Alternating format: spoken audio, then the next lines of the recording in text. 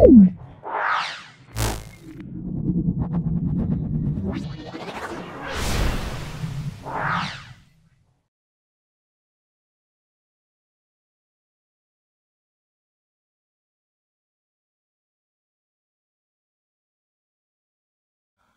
নাও, আজকে আমরা 7 নম্বর স্কুলটা প্রশ্নসাথী, ছায়া প্রশ্নসাথী ক্লাস 10, এটা আমরা 7 নম্বর স্কুলটা সলভ করছি। খুব ভালো করে ভিডিওটা দেখো, আশা করি ভিডিও থেকে তোমরা উপকৃত হবে। চলে এসো 7 নম্বর স্কুলটা। দেখো, প্রথম দেখো 1-এর দাগের প্রশ্ন। বায়ুমণ্ডলের যে স্তর শান্তমণ্ডল নামে পরিচিত, শান্তমণ্ডল আমরা বলবো স্ট্র্যাটোস্ফিয়ার। স্ট্র্যাটোস্ফিয়ারকে শান্তমণ্ডল বলা হয়। আচ্ছা, এবার দেখো, বয়েল সূত্র থেকে পিভি লেখচিত্রকে বলা হয়, পিভি লেখচিত্রকে বলা হয়, এটা আমরা বলবো সমষ্ণ লেখ। হ্যাঁ, পিভি লেখচিত্রকে বলা হয় সমষ্ণ লেখ। দর্পণের বক্রতা ব্যাসার্ধের মান আমরা অসীম বলবো। কোনো কাঁচ নির্মিত কোনো লেন্সকে জলে নিমজ্জিত করলে উহার ফোকাস দৈর্ঘ্য আমরা বৃদ্ধি পায় বলবো। নিচে কোনটা তরঙ্গ দৈর্ঘ্য বেশি? দেখে নাও, তরঙ্গ দৈর্ঘ্য বেশি কার? দেখে নাও, আছে এক্স রশ্মি, গামা রশ্মি, অবলোহিত, অতিবেগুনি রশ্মি। দেখে নাও, অবলোহিত, দৃশ্যমান, অতিবেগুনি। তাহলে আমরা দেখো অবলোহিত রশ্মির দেখো তরঙ্গ দৈর্ঘ্য কিন্তু অনেক বেশি আছে, দেখতে পাচ্ছ অবলোহিত। তো আমরা এই ছক থেকে বলতে পারি অবলোহিত রশ্মি। তারপর দেখো কোন হ্যালোজেন মৌলটির তড়িৎ ঋণাত্মকতা সবচেয়ে কম? তড়িৎ ঋণাত্মকতা সবচেয়ে কম দেখো, সবচেয়ে বেশি ফ্লুরিন, তারপরে সিএল, তারপরে প্রথমে এফ, তারপর সিএল, তারপর বিআর, তারপর আই, তাহলে সবচেয়ে শেষে আমরা কি বলবো? আয়োডিন বলবো। দৈনন্দিন কাজে ব্যবহার করা হয় এমন একটি আয়নীয় যৌগ, আয়নীয় যৌগ দৈনন্দিন কাজে ব্যবহার করা হয়, সেটা হলো NaCl। NaCl একটা আয়নীয় যৌগ। তারপরে আচ্ছা, আগের ক্লাসে আমরা এই অঙ্কটা দেখে নাও। আগের ক্লাসে মানে আমরা 6 নম্বর স্কুল দেখে নাও, 6 নম্বর school Contai Hindu girls high school. এর দেখো 3-এর দাগের, দেখে নাও 3-এর দাগের 2-এর অথবা, দেখে নাও 3-এর দাগের 2-এর অথবা অঙ্কটা একটু দেখে নাও। তাহলে N2 মানে 28 গ্রাম, আর NH3 মানে 34 গ্রাম। 2 মোল আছে বলে 2 × 22.4, তাহলে 28 গ্রাম N2 থেকে NH3 উৎপন্ন হবে 2 × 22.4 লিটার। একে কত আর 14 কত করলে আমরা উত্তরটা পেয়ে যাব কত? 22.4 লিটার। 2-এর দাগের প্রশ্ন চলে এসো। একটি গ্যাসের নাম লেখো যা বায়ুমণ্ডলের উষ্ণতা বৃদ্ধি করে। বায়ুমণ্ডলের উষ্ণতা বৃদ্ধি করে আমরা বলবো CO2, কার্বন ডাই অক্সাইড। কয়লা এবং ডিজেলের মধ্যে কার তাপন মূল্য বেশি? দেখে নাও, কয়লা এবং ডিজেল। দেখো কয়লা এবং ডিজেল এর মধ্যে তাপন মূল্য বেশি কার? দেখো ডিজেল এখানে আছে, আর কয়লা, দেখো কয়লা প্রায় 15,000 থেকে 34,000, আর ডিজেল দেখো 44,800। তাহলে আমরা বলবো ডিজেল বলবো। হ্যাঁ, তাহলে আমরা বলবো ডিজেল। 3-এর দাগের একটা স্থির উষ্ণতায় নির্দিষ্ট ভরের আয়তন এবং গ্যাসের, স্থির উষ্ণতায় নির্দিষ্ট ভরের আয়তন এবং গ্যাসের চাপের মধ্যে কি সম্পর্কটা লিখতে বলছে? আমরা বলবো পিভি সমান কনস্ট্যান্ট, পিভি সমান কনস্ট্যান্ট। তারপর দেখো চার্লসের সূত্র অনুসারে ভিটি লেখচিত্র কেমন? দেখে নাও, দেখতে পাচ্ছ এইটা হবে। তাহলে মূল বিন্দু হয়ে সরলরেখা। পেজ নাম্বার 14 আমরা পেয়ে যাবো, এটা পেজ নাম্বার 14। তারপর দেখে নাও 4-এরটা, একটি আদর্শ গ্যাসের অণুগুলির মধ্যে মোট স্থিতিশক্তির পরিমাণ কত? আদর্শ গ্যাসের অণুগুলির মধ্যে মোট স্থিতিশক্তি, দেখো আদর্শ গ্যাসের, দেখো অণুগুলি নিজেদের মধ্যে এবং পাত্রের দেয়ালের মধ্যে আকর্ষণ বিকর্ষণ বল প্রয়োগ করে না, অর্থাৎ অণুগুলোর যে অণুগুলোর সম্পূর্ণ শক্তি গতিশক্তি। তাহলে বুঝতে পারছো সবটাই কিন্তু গতিশক্তি। তাহলে স্মৃতিশক্তির পরিমাণ আমরা কি বলবো, সেটা হলো মোট স্মৃতিশক্তি আমরা 0 বলবো। সত্য মিথ্যা বলতে বলেছে গৌণ ফোকাসের সংখ্যা। এখানে দেখো কোনো কিছু উল্লেখ করে নেই, লেন্স বা দর্পণ। তাহলে এখানে দেখো কোনো কিছু উল্লেখ করে নেই, দেখো এখানে দেখো লেন্সও উল্লেখ করে নেই, দর্পণও উল্লেখ করে নেই। তাহলে এটা প্রশ্নটা কিন্তু ইনকমপ্লিট। প্রশ্নটা এখানে কিন্তু লেন্স বা দর্পণ উল্লেখ করা উচিত ছিল। কোন শর্তে প্রতিসরণের সময় চ্যুতি সবচেয়ে কম হয়? চ্যুতি সবচেয়ে কম হয় এটা আমরা বলবো যখন আপাতন কোণের মানটা 0 হয়। আপাতন কোণের মানটা যখন 0 হয়, চ্যুতির মান সর্বনিম্ন হলে আপাতন কোণের মানটা কত হবে? দেখে না, আপাতন কোণের মানটা আমরা বলবো 0 ডিগ্রি। আপাতন কোণ আমরা বলবো 0 ডিগ্রি। দেখো 7টা চলে এসো। উত্তল লেন্সের সাপেক্ষে বস্তুর কোন অবস্থানে বিবর্ধিত অশুদ্ধ প্রতিবিম্ব পাওয়া যাবে? যখন বস্তুটাকে ফোকাসের মধ্যে রাখবে। বস্তুটা কোথায় রাখবে? ফোকাসের মধ্যে রাখবে। পেজ নাম্বার 50-এ পাবো। তারপর দেখো লেন্সের কোনো অংশ কাপড় দিয়ে ঢেকে দিলে প্রতিবিম্বের কি পরিবর্তন হবে? এইখানে দেখে নাও, যদি কোশ্চেনটায় বলা থাকে গলীয় দর্পণ, এখানে গলীয় দর্পণ বললে সত্য হবে। তাহলে এই কোশ্চেনটা ইনকমপ্লিট। যদি আমরা কোশ্চেনটা করে নিই গলীয় দর্পণ, তাহলে গলীয় দর্পণের ক্ষেত্রে গলীয় দর্পণ যদি লেখা থাকে তাহলে এটা সত্য হবে। দেখো লেন্সের কোনো অংশ যদি কাপড় দিয়ে ঢেকে যায় প্রতিবিম্বের উজ্জ্বলতা কমে যাবে। দেখতে পাচ্ছি উজ্জ্বলতা কমে যাবে।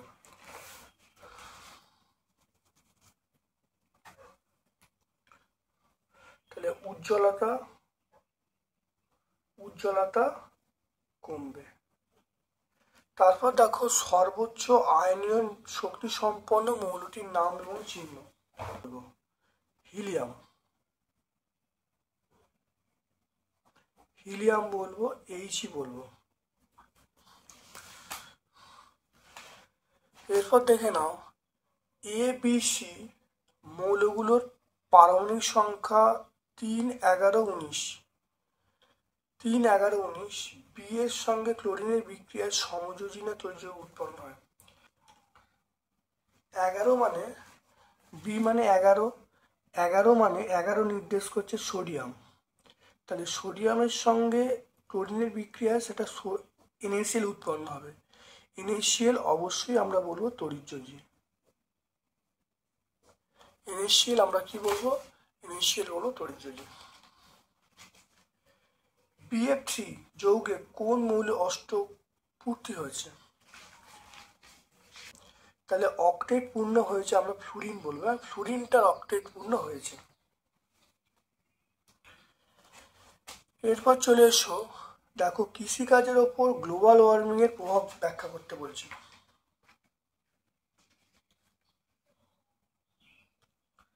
দেখে নাও বিশ্ব উষ্ণায়নের ওপর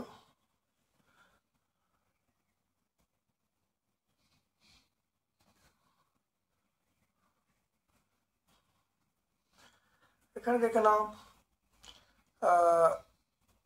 উষ্ণতা বৃদ্ধির সঙ্গে মেরু অঞ্চলে বরফ গলে যাবে, সমুদ্রে জলতল বৃদ্ধি পাবে, মহাপ্লাবন ঘটবে। এর ফলে লবণাক্ত জলের প্রভাবে উর্বর কৃষি জমি চাষের অনুপযুক্ত হয়ে পড়বে, ফসলের উৎপাদন ব্যাহত হবে। তাহলে পেজ নাম্বার 5-এ আমরা পেয়ে যাব।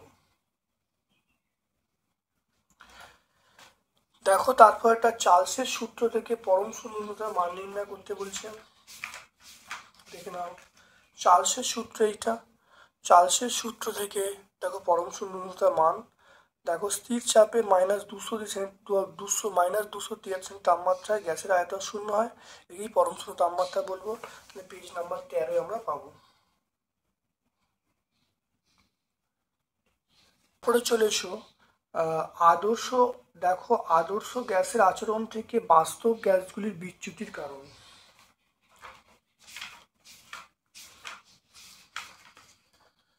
তাহলে আদর্শ গ্যাসের আচরণ থেকে বাস্তব গ্যাসের বিচ্যুতির কারণ দুটো পয়েন্ট তোমরা বলে দেবে এখানে। অনেকবার আমরা ব্যাখ্যা করেছি এই দুটো পয়েন্ট। এটা পেজ নাম্বার 19-এ তোমরা পেয়ে যাবে। পূর্ণ প্রতিফলক প্রিজম কাকে বলে? পূর্ণ প্রতিফলক প্রিজম অর্থাৎ যে প্রিজমের প্রধান ছেদ সমকোণী সমদ্বিবাহু ত্রিভুজ এবং সেই প্রিজমের সাহায্যে আলোকে পূর্ণ প্রতিফলন ঘটানো হয়, সেই ধরনের প্রিজমকে আমরা পূর্ণ প্রতিফলক প্রিজম বলবো। এটা আমরা 151 পেজে পেয়ে যাব।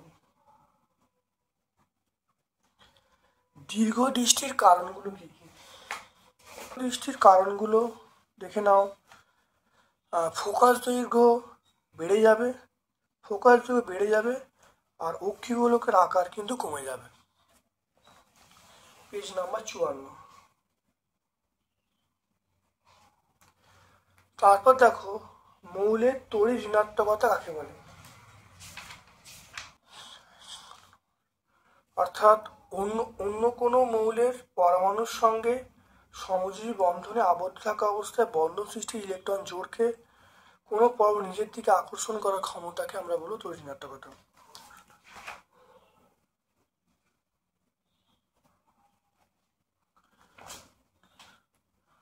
তারপর দেখো একটা মৌল, মৌলের পরমাণু ক্রমাঙ্ক বলা আছে 12 পর্যায় সারণীর মৌল অবস্থান কত?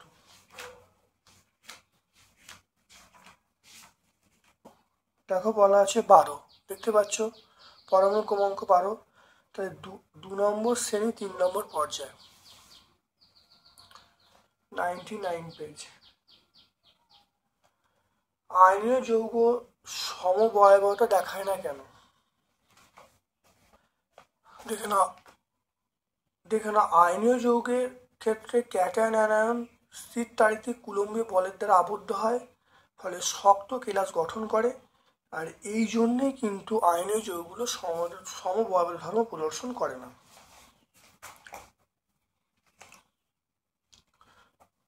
তারপর দেখো চিনি সমযৌগ হলেও জলে দ্রবীভূত হয় কেন? চিনি সমযোজী যৌগ হলেও জলে দ্রবীভূত হয় কেন? দেখে নাও সমযোজী যৌগ চিনি গ্লুকোজ অণুগুলি জলীয় দ্রবণে দ্রবীভূত হয় কিন্তু বিয়োজিত হয় না, তাই তড়িৎ করতে পারে না। চিনি দেখে নাও চিনি একটি সমযোজী যৌগ, এটি ধ্রুবীয় দ্রাবক জলের সঙ্গে বিক্রিয়া করে এবং জলের অণুর সঙ্গে এক প্রকার বন্ধন সৃষ্টি করে, তাই চিনি জলে দ্রবীভূত হয়, কিন্তু জলীয় দ্রবণ আয়নিত হয়ে ক্যাটায়ন উৎপন্ন করতে আয়ন উৎপন্ন করতে পারে না, তাই পরিবহন করতে পারে না। তাহলে আমরা আলোচ্য প্রশ্নের উত্তর আমরা বলবো এক ধরনের জলের অণুর সঙ্গে চিনির অণু এক ধরনের বন্ধন সৃষ্টি করে বা হারিন বন্ধন তৈরি করে, তাই সেটা কিন্তু দ্রবীভূত হতে পারে। পেজ নাম্বার 104-এ আমরা বলবো।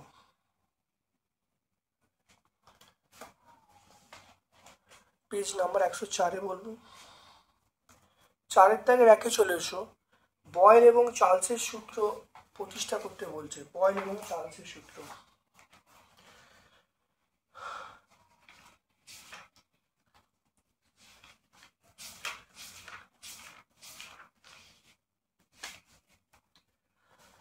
দেখে নাও বয়েল সূত্র অনুসারে ভি প্রপোর্শন 1/p, চার্লস সূত্র অনুসারে আমরা পাবো ভি প্রপোর্শন টি, তাহলে ভি প্রপোর্শন t/p, তাহলে V equal to K T by, তাহলে এখান থেকে PV equal to K, T PV by T equal to K, এটা আমরা পেয়ে যাবো। এটা বয়েল এবং চার্লস সূত্রের সমন্বয়।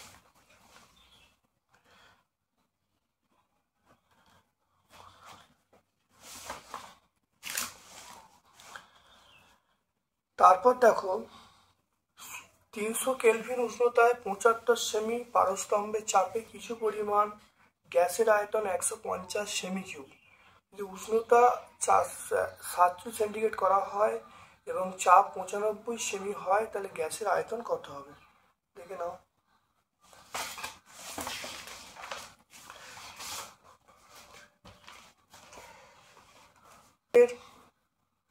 চারের দাগের বি, পরম তাপমাত্রা T1 সমান, এটা আমরা বলবো 300 কেলভিন।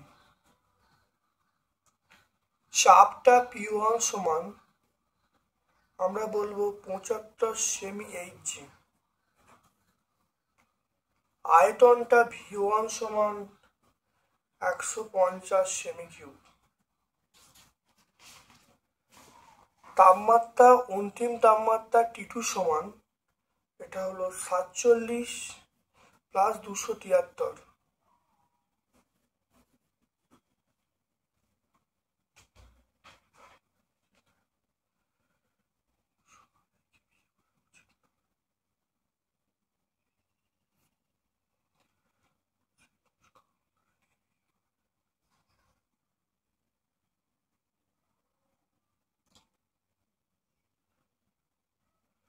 এটা করলে দেখো হবে 320 কেলভিন। এটা করলে হবে 320 কেলভিন। তারপরে এটা চাপ P2, P2র মানটা আমরা পেয়ে যাব 95 সেমি এইচজি, আর V2র মানটা চাইছে।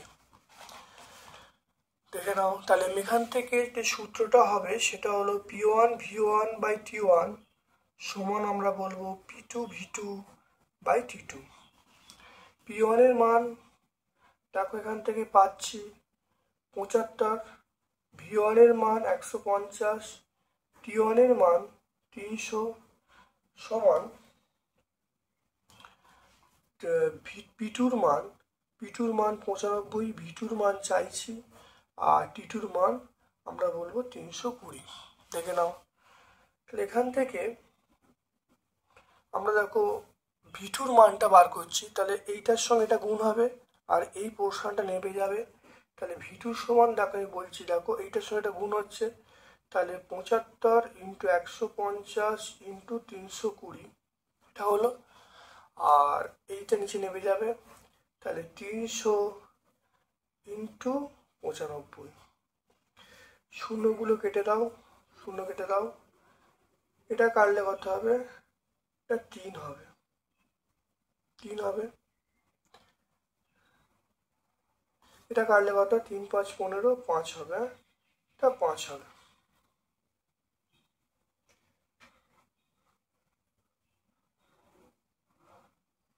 আমরা V2র মানটা পেয়ে যাব 126.31। তাহলে V2র মানটা আমরা পেয়ে যাব 126.31। অতএব অন্তিম আয়তন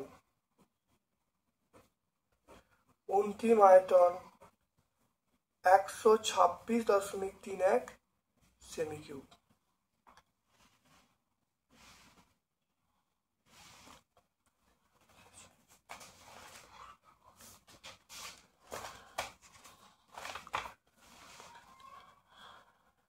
তারপর দেখো প্রমাণ করতে বলছে ডেল্টা সমান I1 প্লাস I2 মাইনাস এ।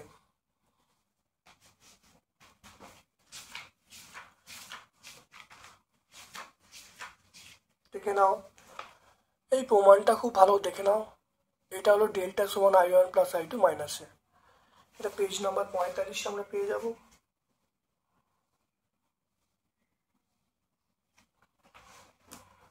এরপর দেখো আলোক কেন্দ্র কাকে বলে, আলোক কেন্দ্রের রশ্মির চ্যুতি কত হবে। তো আলোক কেন্দ্র কাকে বলে, লেন্সের একটি তলে আলোকরশ্মি আপাতিত হয়ে প্রতিসরণের পর বিপরীত তল থেকে আপাতিত আলোকরশ্মির সমান্তরাল নির্গত হলে প্রধান অক্ষকে যে বিন্দুতে ছেদ করে তাকে আমরা আলোক কেন্দ্র বলবো। এই ছবিটা তোমরা আঁকবে। আর এখানে একটা কথা মনে রাখবে যে আলোক কেন্দ্রের মধ্য দিয়ে যখন কোন রশ্মি যায় তখন কোনো চ্যুতি ঘটে না, তাহলে চ্যুতির মান আমরা বলবো 0 ডিগ্রি। তারপর দেখে নাও, প্রিজম দ্বারা সাদা আলো বিচ্ছুরণের ক্ষেত্রে বেগুনি বর্ণের রশ্মির চ্যুতি লাল অপেক্ষা বেশি হয় কেন।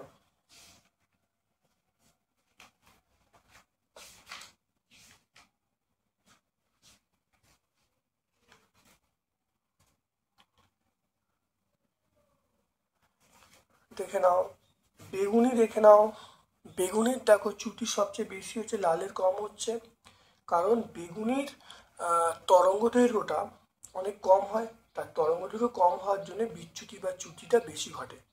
আর লালের লালের তরঙ্গ দৈর্ঘ্য বেশি হয়, তাহলে বিচ্যুতি হলে কম ঘটে। দেখে নাও, এটা আমরা এখানে পাবো। তাহলে পেজ নাম্বার 49 আমরা পেয়ে যাব। এরপর চলে এসো চারের এরটা চলে এসো। একই পর্যায়ে সকল মৌল রাসায়নিক ধর্ম প্রদর্শন করে না কেন? একই পর্যায়ে সকল মৌল একই রাসায়নিক প্রদর্শন করে না কেন?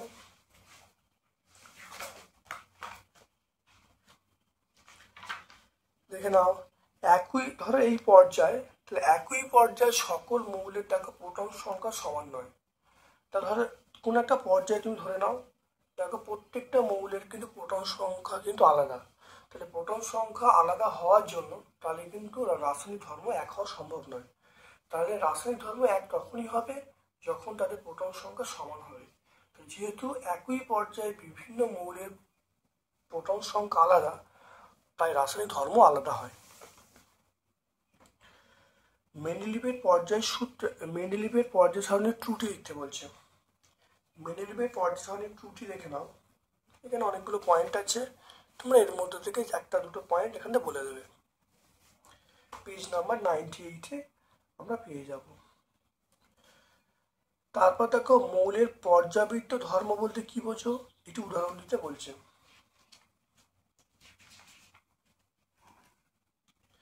দেখো, দেখে নাও,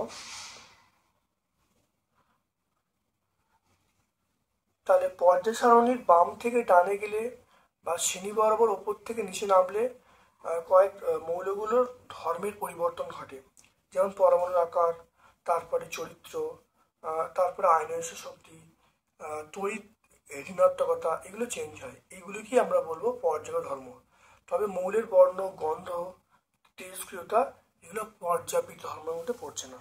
তাহলে পরের প্রশ্নের উত্তর আমরা পেয়ে যাব মৌলের বর্ণ, দেখো এগুলো পেলাম, সেগুলো কি পেলাম দেখো, মৌলের বর্ণ, গন্ধ, তেজস্ক্রিয়তা এগুলো পর্যাবৃত্ত ধর্মের মধ্যে পড়ছে না। তাহলে পেজ নাম্বার 101-এ আমরা সবটা পেয়ে গেলাম। আচ্ছা, অর্থাৎ 6 নম্বর স্কুলটায় একটা অঙ্ক ছিল, সেই অঙ্কটা একটু বাদ চলে গেছিল। এই দেখো 3-এর দাগের এই 2-এর অথবা অঙ্কটা 2 প্লাস H2, এটা আমরা বলবো NH3 বলবো। এখানে দেখো 2 দাও, এখানে আমরা কত 3 দেবো। তাহলে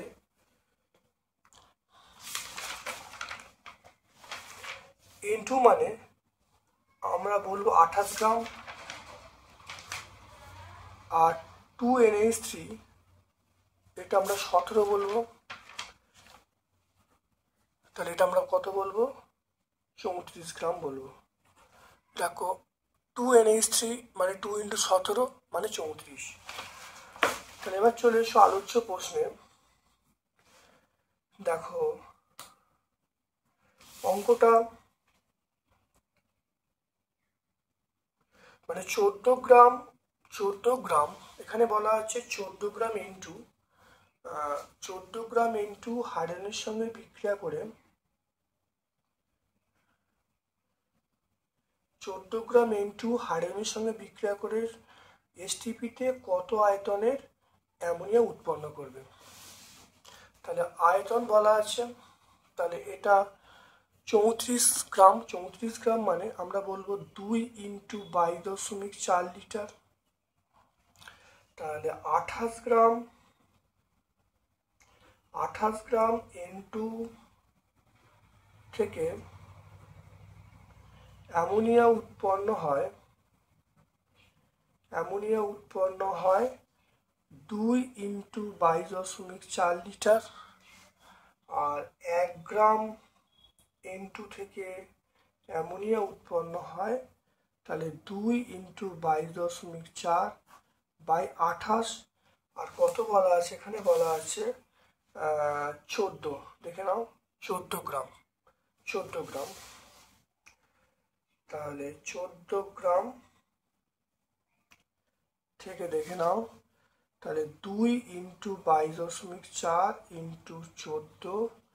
14/28, এটা কাটাকাটি করলে 2 হচ্ছে,